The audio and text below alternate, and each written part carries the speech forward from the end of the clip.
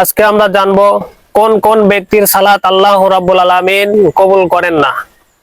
এমন কিছু অপরাধ আছে, এমন কিছু পাপ আছে, যেই পাপের সাথে যদি কোনো ব্যক্তি লিপ্ত থাকে তাহলে আল্লাহ রাব্বুল আলামিন ওই ব্যক্তির সালাতকে কবুল করেন না।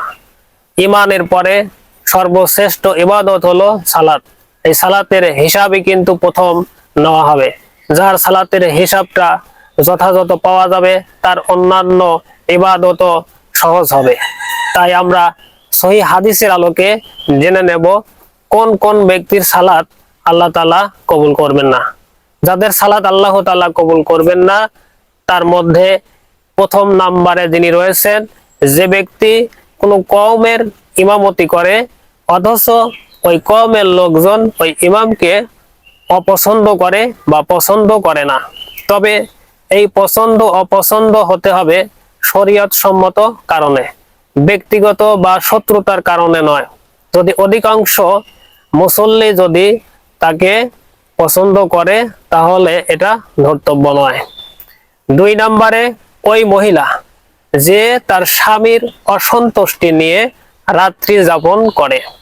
3 নম্বরে এমন 2 ভাই যারা পরস্পর সম্পর্ক ছিন্ন করে, যাদের সম্পর্ক ভালো নেই, তাদের সালাত আল্লাহ রাব্বুল আলামিন কবুল করেন না।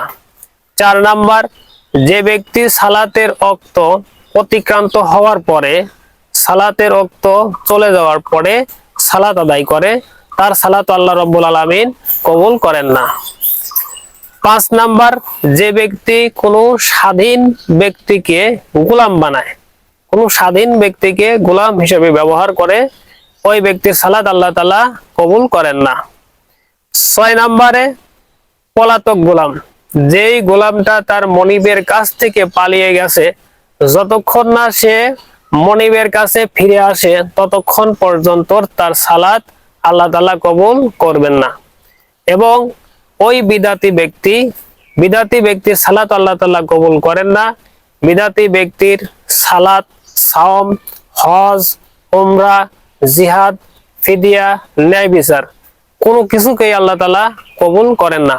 এরা ইসলাম থেকে এমন ভাবে বের হয়ে যায় যেমন ভাবে আটার মধ্যে থেকে চুল বা পশম বের হয়ে যায়। এর পরের নম্বরে রয়েছে, যে ব্যক্তি টাকনুর নিচে কাপড় পরিধান করে সালাত আদায় করে, তার সালাত আল্লাহ তাআলা কবুল করেন না। যে ব্যক্তি কোনো গণকের কাছে, গায়েবী সংবাদদাতার কাছে বা ভবিষ্যৎ বক্তার কাছে গিয়ে কিছু জিজ্ঞাসা করে, তাহলে আল্লাহ রাব্বুল আলামিন তার সালাতকে 40 দিন পর্যন্ত কবুল করেন না। এবং ওই ব্যক্তির সালাতও কবুল করেন না যে ব্যক্তি মানুষকে সৎ কাজ থেকে বিরত রাখার জন্য, সৎ কাজ থেকে ফিরিয়ে রাখার জন্য ভালো কথা শিক্ষা করে মানুষকে বিভ্রান্ত করে, ওই ব্যক্তির সালাত আল্লাহ তাআলা কবুল করেন না। এছাড়াও আরো অন্যান্য ইবাদত রয়েছে, যে ইবাদতের মধ্যে রয়েছে, যেমন যদি কেউ হারাম ভক্ষণ করে, হারাম খেয়ে যদি কেউ ইবাদত করে, তার ইবাদতও কিন্তু আল্লাহ তাআলা কবুল করেন না।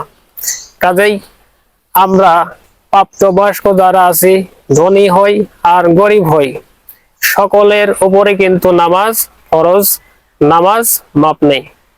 তাই নামাজ যাতে কবুল হয় সেই চেষ্টা আমাদেরকে করা, নামাজ আমাদেরকে সেই শর্ত সাপেক্ষে মেনে নেওয়া, শর্ত সাপেক্ষে আদায় করা, যেইভাবে নামাজ আদায় করলে আল্লাহ তাআলা কবুল করেন। যেমন নামাজের মধ্যে আরেকটি গুরুত্বপূর্ণ বিষয় হলো খুশু খুজুর সাথে নামাজ আদায় করা। কেননা রাসূলুল্লাহ সাল্লাল্লাহু আলাইহি সাল্লামকে এক ব্যক্তিকে দেখলেন যে তিনি রুকু সিজদা তিনি তাড়াহুড়া করে আদায় করতেছেন। তখন রাসূল সাল্লাল্লাহু আলাইহি সাল্লাম বললেন, এই ব্যক্তি যদি এভাবে নামাজ পড়া অবস্থায় যদি মারা যায় তাহলে সে মুহাম্মাদের ধর্ম থেকে বের হয়ে মারা যাবে। হুযায়ফা ইবনে ইয়ামান তিনি ইয়ামানে গিয়ে এক ব্যক্তিকে দেখতে পেলেন, তিনি এরকম ভাবে সালাত আদায় করতেছেন, সালাতের রুকু সিজদা ধীর স্থির ভাবে তিনি আদায় করতেছেন না। তখন তাকে জিজ্ঞাসা করলেন, আল্লাহর বান্দা, তুমি কতদিন যাবত এরকম ভাবে সালাত আদায় করতেছো? সে বলল, তা তো 40 বছর।